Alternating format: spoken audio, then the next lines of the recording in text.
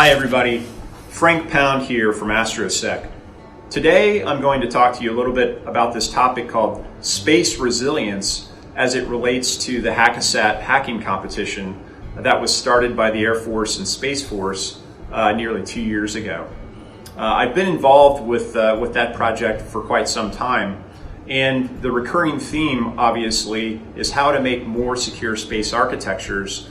And with the HAS2 program, we used a small satellite model and a ground station as sort of the centerpiece of the competition to try to showcase what could be done by an adversary, but also showcase what could be done by defenders to make for a more resilient space architecture.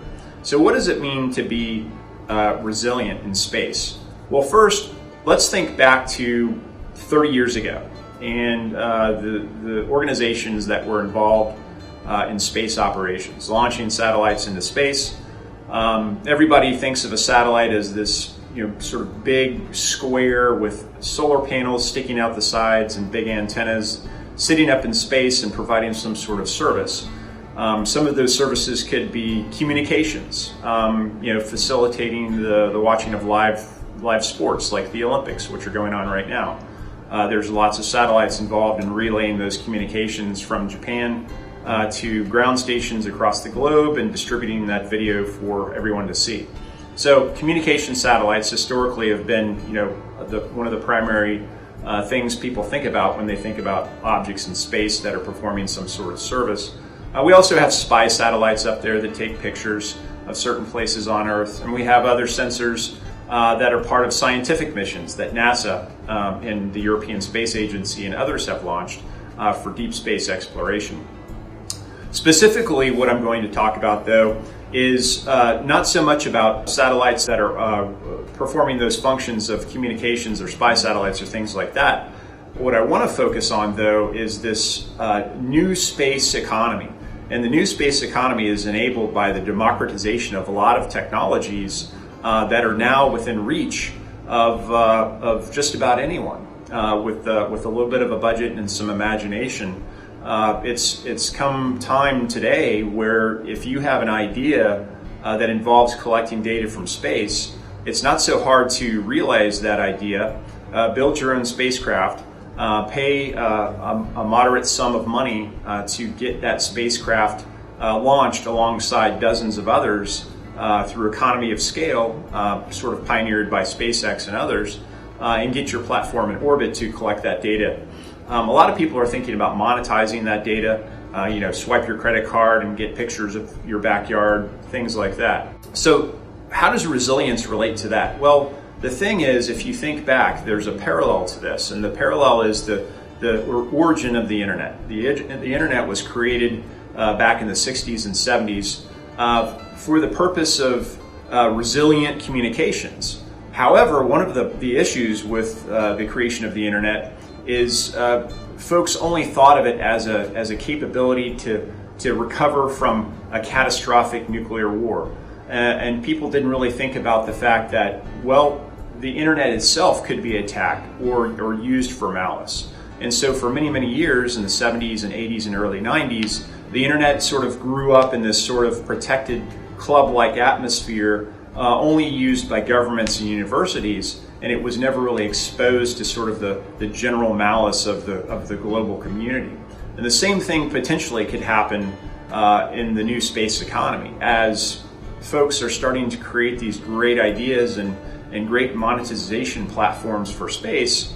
Well, what follows is the criminal syndicates and the other, maybe not so friendly nation states who want to sort of take advantage of those new resources that are being funded and paid for by their adversaries. And so we must be resilient to that sort of thing. So how are we going to be more resilient? Well, we can look back again to the creation of the internet, and we can start to think about how can we design in security from day one? How can we think about more resilient designs from day one? Part of that comes with thinking like the adversary. Thinking like the adversary means, if you're a hacker, what would you do to try to break into your competitors' systems? And so that means looking at the ground stations, looking at the software that goes into the ground stations, looking at the communication links that connect the ground stations together, looking at the antenna segments that receive the data that goes into the ground station, and then looking at the protocols that are used to communicate to the satellites in space, looking at the satellites themselves. And so we did all this in the HAS2 project. The engineers who built the competition framework, a group called Cromulence, actually built a real-world model of a flatsat to enable us to act like adversaries and actually run to ground some of these potential vulnerabilities that we saw or that we're perceiving. And it was so successful, they're going to do it again with HAS2 2.0. So in summary, resilience really means understanding, thinking about the vulnerabilities that exist and thinking about ways to mitigate those vulnerabilities with practical application of good engineering thought and good engineering designs.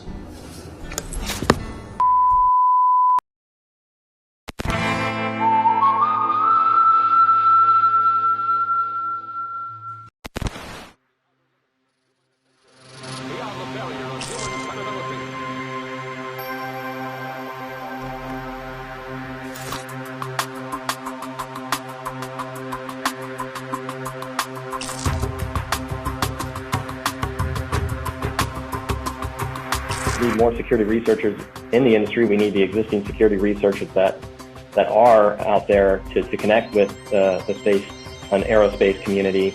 And it isn't enough to have them come in after the fact and to do a security assessment at the end. We need the researchers to be a part of the development team and include them in the entire life cycle of these systems.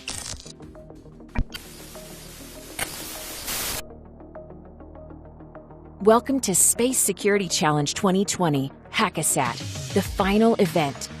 As the democratization of space opens up a new frontier for exploration and innovation, we see new cybersecurity vulnerabilities emerging. The Space Security Challenge is designed to inspire the world's top cybersecurity talent to develop the skills necessary to secure this last frontier of cybersecurity, space.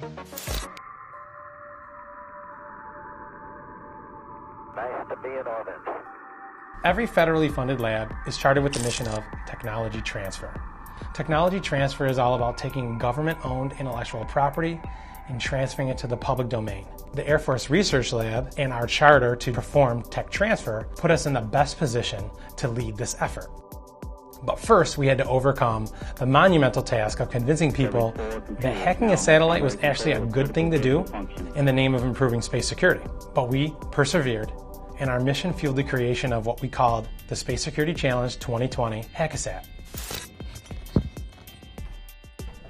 At the heart of it, we needed to create a community where one didn't currently exist. And we wanted to leverage the challenge model because we've learned a lot from DARPA, and they've been very successful at creating communities through challenges.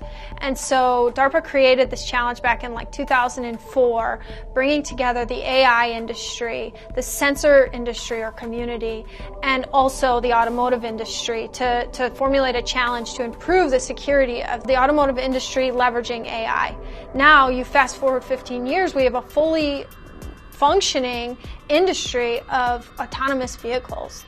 And that's ultimately where we're going with Space Security Challenge HAS2. We want to build trust and security into our space systems. So we needed to get the attention of the hacker community. And we're not typically, as the Air Force and now Space Force, we're not trying to do outreach to the hacker community. So we had a new, unique challenge on our hands. We also needed to get the attention of policymakers and the general public and industry. We needed people to care about this because it affects all of us. And then the pandemic hit. And all of our plans to run the finals at DEF CON, with the built-in audience of tens of thousands at DEF CON tracks, shattered. So we pivoted. So we needed to figure out a way to hold finals virtually and still achieve our goal of cultivating a research community. And it became apparent that this pivot to virtual was actually more of an opportunity. It was an opportunity to reach people who wouldn't have normally been able to travel to DEF CON.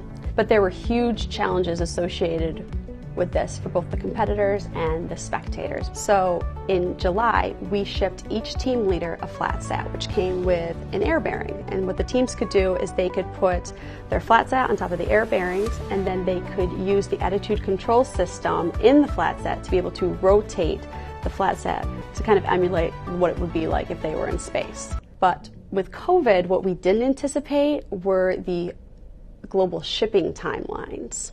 2 of our teams didn't get their flatsats until later. In fact, the third place team, Flux Repeat Rocket, didn't even receive their flatsat until the morning of the competition on August 7th. That was a real nail biter. Then there were the spectators. After all, the world is watching now. We needed to be able to give people all over the world a way to feel like they were part of the action.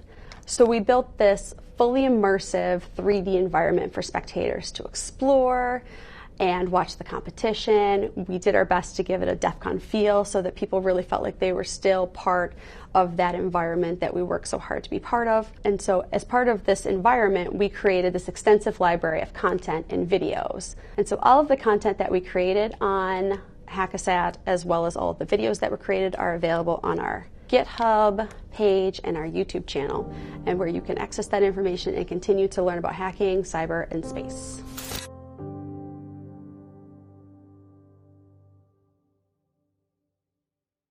The scenario was based around a mock stolen satellite. So once the teams were on the satellite, the remaining challenges had to do with removing the presence of the malicious actor that was on that satellite, orient it so that they could then use the imager to take a photo of the moon that we had set up inside of the facility where the flatsats were all located. The other part of the challenge, the teams were tasked with coming up with a command set that would point an actual satellite at the actual moon. Teams were given a very limited amount of time to accomplish that goal, and one of them was able to successfully take a photo of the moon using that command set. We're going to answer the question as to which team had their code sent into space tonight. Congrats to Team Poland Can into Space for submitting not only the best solution overall throughout the whole evaluation period, but the solution that is going to space. We expect the moonshot to happen in a couple of hours at 6:30 Pacific, and that picture will be sent down to Earth at about 1 a.m. Pacific. There will be people who are hacking satellites. And so by having the federal government structure this in a nice, organized, and safe way, we can do it without getting in any trouble, and they can get the results and the understanding that they need from an attacker's perspective. Having the ability to approach something with the mindset of, how could I break this, always helps you understand how a system works better. It's something we all, as a community, have to be thinking about. And the security community wants to be a part of that. They would like to be involved with these systems. They would like to secure these systems. They would like to learn more about these systems. So openness and transparency, and getting access to more of these systems going forward. And we need the space community, the aerospace community, to be open and available and receptive to that. And that's what we were trying to accomplish with HACASAT, put on a game that brought those two communities together and raised that awareness. And I think we did a good job of that. Now we hand the ball off maybe to the aerospace community to take that forward. Last thing, thanks for joining us. The future of space security depends on the work we're doing together.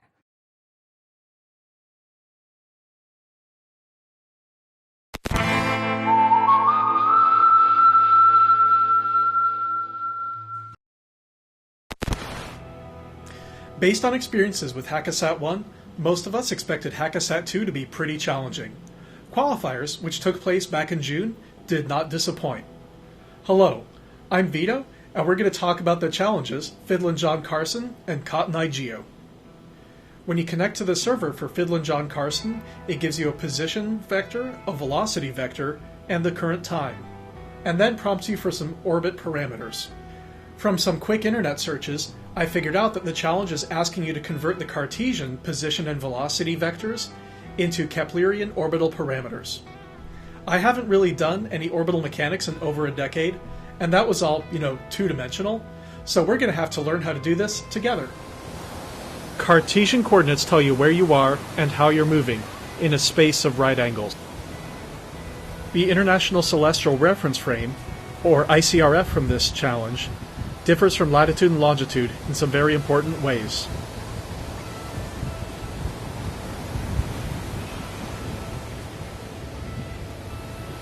So a problem with latitude and longitude is that the distance in kilometers per degree of travel changes as you move around.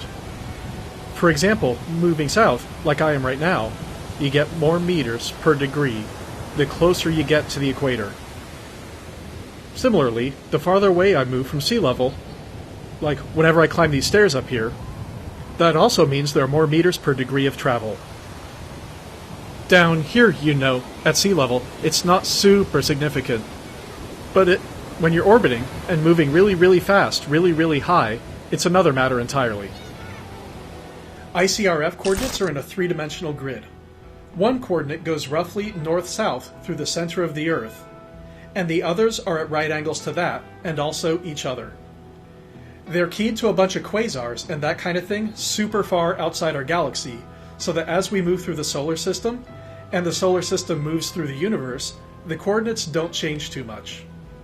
However, the 6 numbers, 3 position, 3 velocity, don't actually tell us very much about the orbit. We'd like to know what altitudes it ranges through, where do you have to point a dish or antenna to see it, and that kind of thing. To do that, it's useful to convert them into Keplerian orbital parameters, which describe the shape of the orbit, where it goes, and where the satellite is on it right now. That's the quick version. I found this website to be really useful to understand what all these different parameters mean. So how do you actually solve this challenge? Let's see how the team's single event upset did it. They started with the Orbital Pi Python module, which also produces really nice plots. I'm recreating these in a Jupyter notebook simply because it makes the plots easy to see and also export. Their code to solve Fiddlin' Carson is pretty simple. They use an orbital pi function to turn an ICRF state vector, which is the position and velocity, into most of the Keplerian elements. Then they calculate the degrees for the true anomaly because orbital pi likes to work in radians, and print that out too. Next, let's talk about the sequel to Fiddlin' Carson, Cotton Eye Geo. Like any sequel, it starts where the previous one ends. The spacecraft is still in orbit, but now we have to provide a delta V, or change in velocity vector, and time to execute that change in velocity to put us into a brand new orbit. Getting from one orbit to another is done by changing your velocity at a specific time. Increasing your forward velocity at the highest point in your orbit increases your altitude at the lowest point. Decreasing your velocity at the lowest point in your orbit decreases your altitude at the highest point. Since we're in an elliptic orbit already, which means we vary through a wide range of altitudes, and the challenge wants us to get into a low eccentricity or more circular orbit, we have to burn at our highest point, which is also called the apocenter. The single event upset solution begins with their Fiddlin' Carson solution. From there, they propagate the orbit until the satellite's at the apocenter. That's the highest point. This means simulating the orbit from the current true anomaly, or where the spacecraft is, until the true anomaly is at 180 degrees.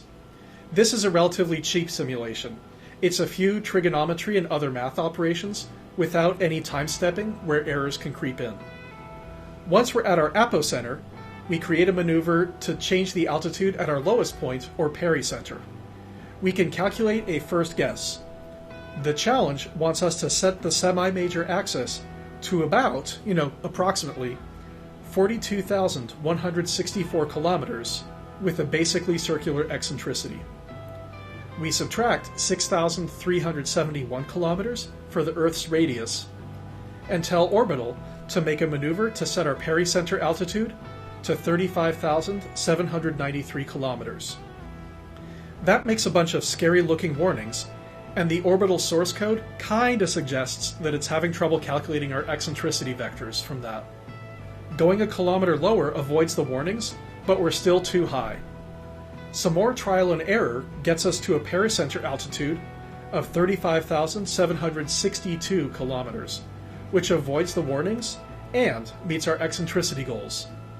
Once we've taken our delta V vector and keyed it into the challenge, we get a flag back, and that's it. Thanks for joining me while solving Fiddlin' Carson and Cotton Eye Geo.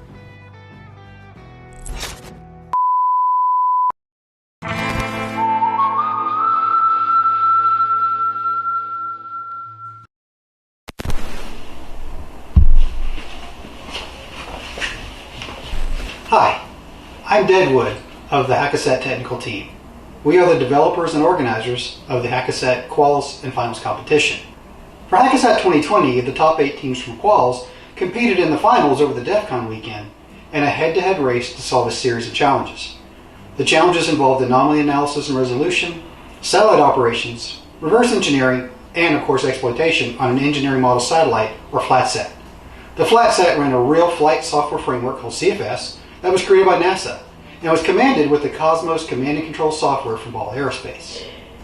To up the stress level a little bit, teams were also required to complete the on-orbit challenge, developing a command plan for a live satellite to orient itself to take a picture of the moon while simultaneously continuing to perform in the main hacking competition. For 2021, we're going to take it up a notch. Finalists still had to win their spot by proving their knowledge and skill in the qualifier, but instead of finals being a race to the finish, it is going to be a classic attack and defend CTF, but on a space system platform similar to last year's. Teams will score points by attacking vulnerabilities in the other team's systems. Teams must protect their own system by patching or otherwise mitigating those same vulnerabilities. Teams will get SLA points by keeping their system operating nominally. But this is a space system, and keeping it in the required state might be just a little more involved than ensuring all of its services are running with their intended functionality. The skills that teams need aren't much different or any different at all than last year's. Teams will need to understand architectures and technologies that are used in space systems. They will need to understand operating a system that is orbiting the Earth. They will need to understand communication systems. They will need to be able to reverse engineer at both the system level and also binary applications. They, of course, will need to be able to patch binaries and craft exploits. What is new for this year is they will need to be able to understand the strategy and tactics for playing an attack and defend CTF. The game type is not the only upgrade for 2021. The flatsat from last year is being almost completely rebuilt with new hardware and processor architectures to provide a diverse platform for hosting challenges. The system will include an upgraded command and data handler, or CNDH, an all-new attitude determination and control system, or ADCS, a power distribution board, and a special payload module. The payload's hardware features will provide for a very unique CTF challenge or two. Teams are going to get the opportunity to familiarize themselves with the new flight software ahead of the competition with a digital twin. The digital twin is a system of systems emulation of the actual flight software. It runs in a QEMU-based emulator called HOG. HOG extends QEMU by providing a rich plugin API that allows for custom hardware and interface emulations without having to add them to the QEMU baseline itself.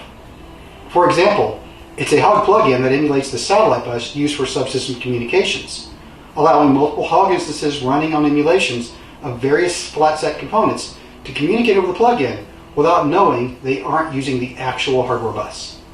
Using this digital twin technology allows for distributing copies of the game software to teams wherever they are. HOG also provides a GDB interface, allowing teams introspection into the running emulation, which might prove useful when developing patches and exploits before using them live in the game.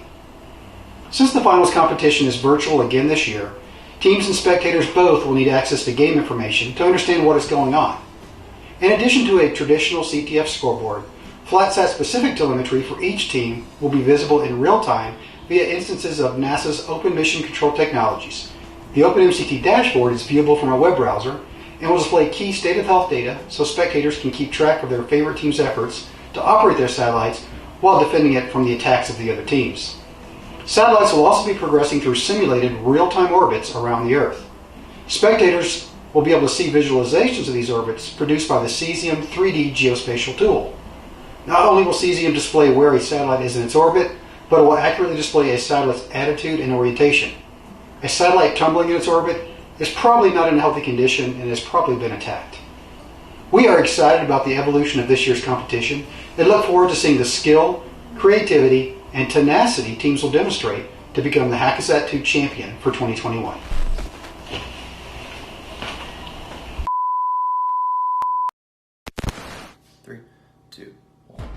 Hi everybody, I'm Aaron Bolin, one of the Space Force leads for HACASAT. If you followed along in the HACASAT saga, you know that now more than ever it's imperative to get space system security design right.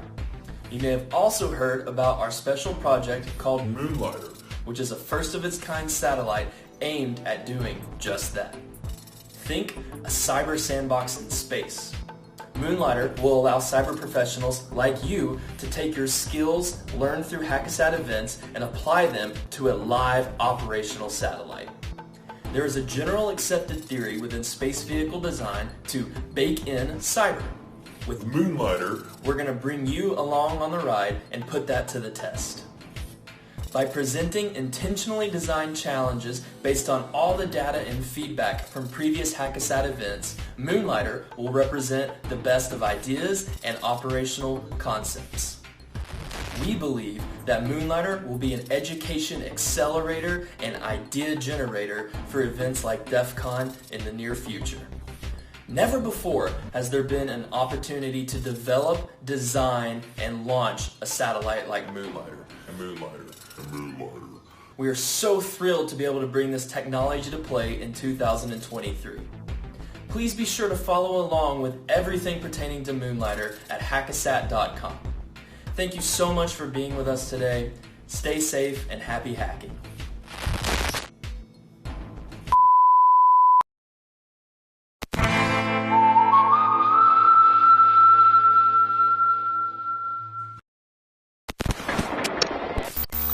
To SWXM Space Country. Thanks for tuning in.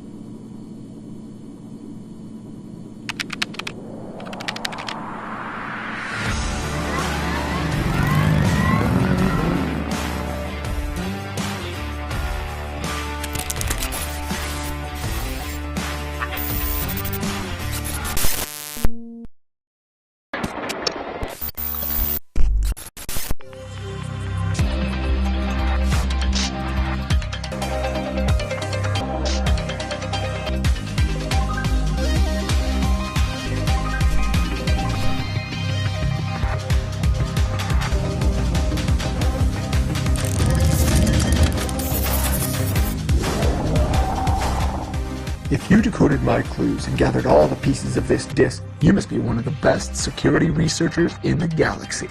And I guess you believe that rumor about the legendary hacker hidden in space working to design the ultimate cybersecurity key. Well, you're right. Call me Fox.